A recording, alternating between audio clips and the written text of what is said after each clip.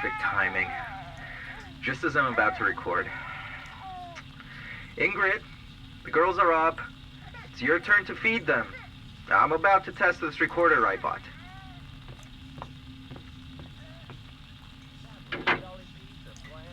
Alright, where were we?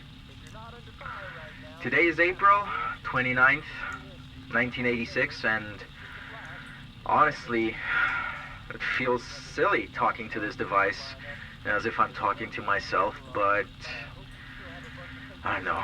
I guess with all these rumors about nuclear threats and whatnot, I want to document some of the things happening for future generations to listen to. I want my girls to grow up in a safe environment and have a better life than we do.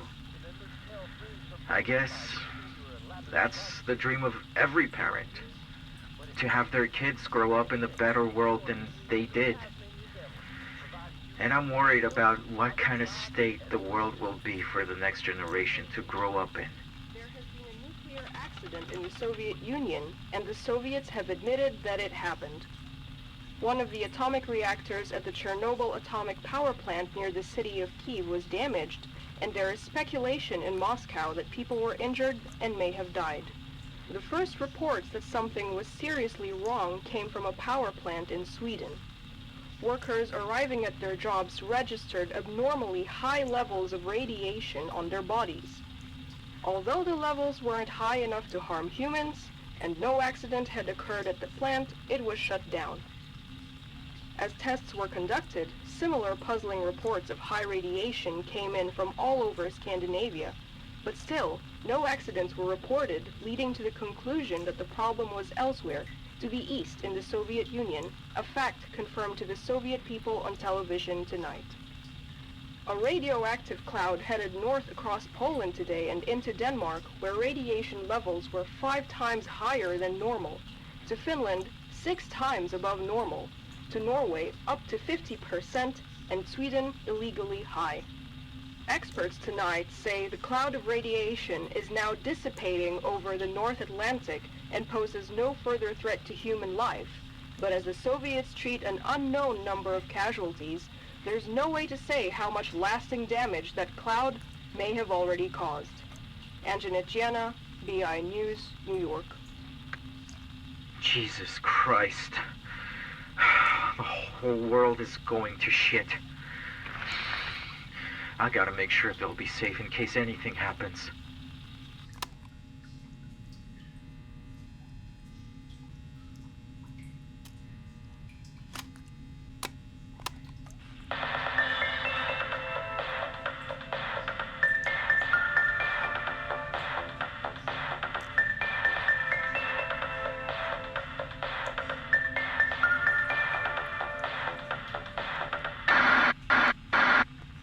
Good evening. We are truly privileged. Tonight, we are eyewitnesses to history.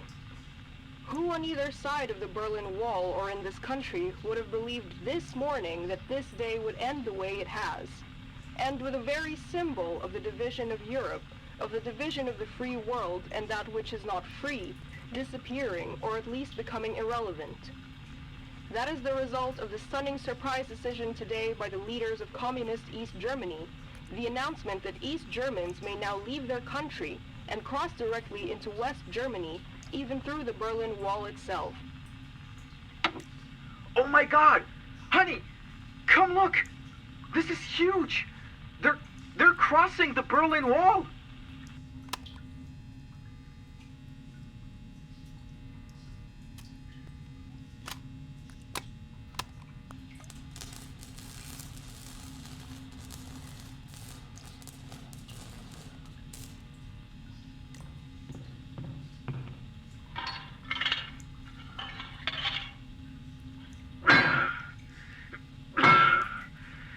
This whole situation is fucked up. Soviet convoys crossing the border to Norway, people being arrested and thrown into military vans. We live close to the border with Russia, and I gotta be honest, I smell trouble. The other day, I saw a couple of teenagers being dragged away by the military police.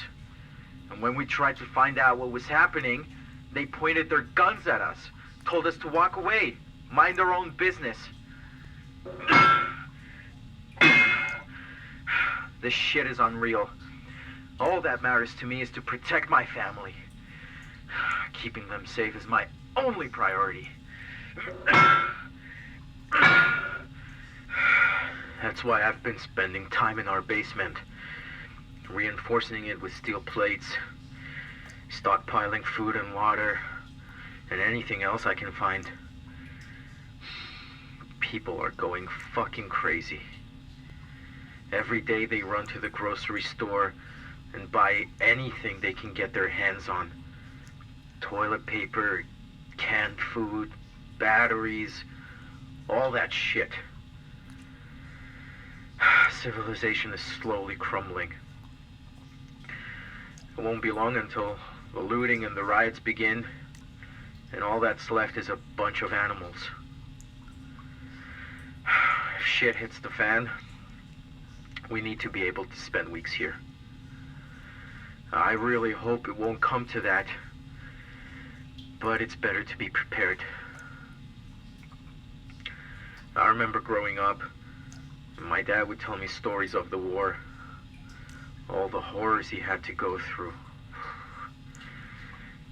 And he always ended with the same despairing wish, that I would never have to live through something like that. Right now, I hope my girls won't have to suffer.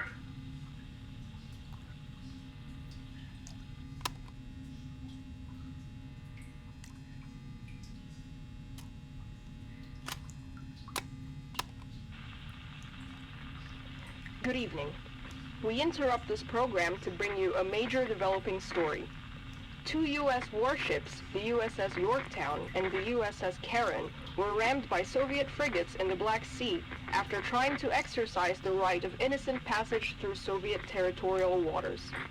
This act by the Soviet Navy was met with anger from the United States, with President Bush saying that retaliation would be swift and devastating. As tensions rise, the world holds its breath to see how the situation will unfold. We will continue to bring you updates on this developing story. This has been Angela Gianna for BI News. It's 3 a.m. The girls have finally managed to go to sleep. We've been hiding in our basement for a few days now because of the tension. We can feel it in the air. Outside, everything is quiet. Everyone is scared to walk on the street. And besides the occasional sounds of the army transports, there is a deadly silence. I hate that they have to go through this. And honestly, I'm also fucking scared. But I need to stay strong. For Ingrid's sake. And for the girls. I need to stay strong. They're saying that we should prepare for nuclear war and take shelter. They even gave us iodine pills to take. Jesus Christ.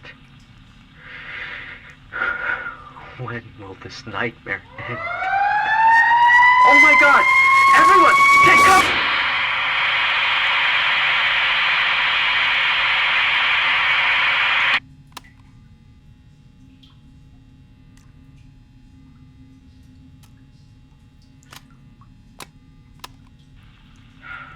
It's been weeks since the world as we knew it went straight to hell.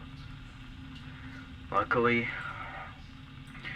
we all managed to survive in our bunker, but supplies are starting to run low. Now I might have to go into town and try to loot anything I can find. Outside is a fucking jungle. Anarchy and destruction. It's every man for himself. Humanity has apparently fallen. We've been hearing gunfire and people being shot right in our street. Ingrid and the girls are scared to death. Everything is so fucking hard. I don't know how much longer I can do this. At this point, we're lucky to wake up every day, but this is not living. I remember some guys from the union talking before the shit went down that they would go to the welding factory and barricade themselves in there. I don't know if that happened or not, but it could be an option for the long term. Shh, shh, baby girl. Go back to sleep, okay? Daddy's here to take care of you. Don't worry. Close your eyes now and go to sleep. God help us.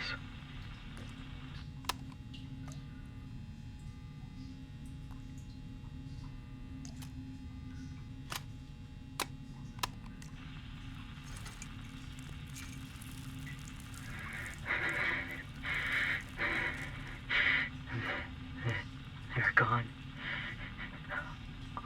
All of them. Just laying there. Motionless. I just went out to try and find some supplies and medicine. It took a while until I had everything. Around 5 hours. And then I come back to find them like this. Motionless. Blood everywhere. 3 shells on the ground.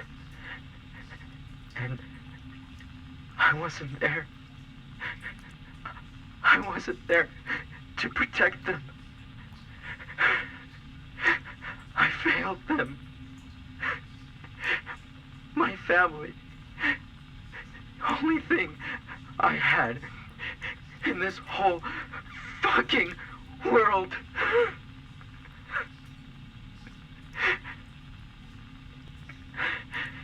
And I failed them.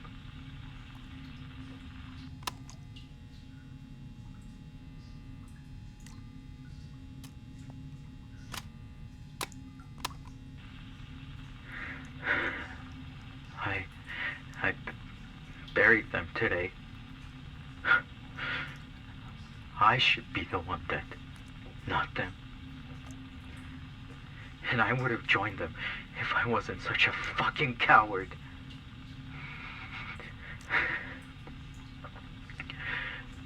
But I've accepted it.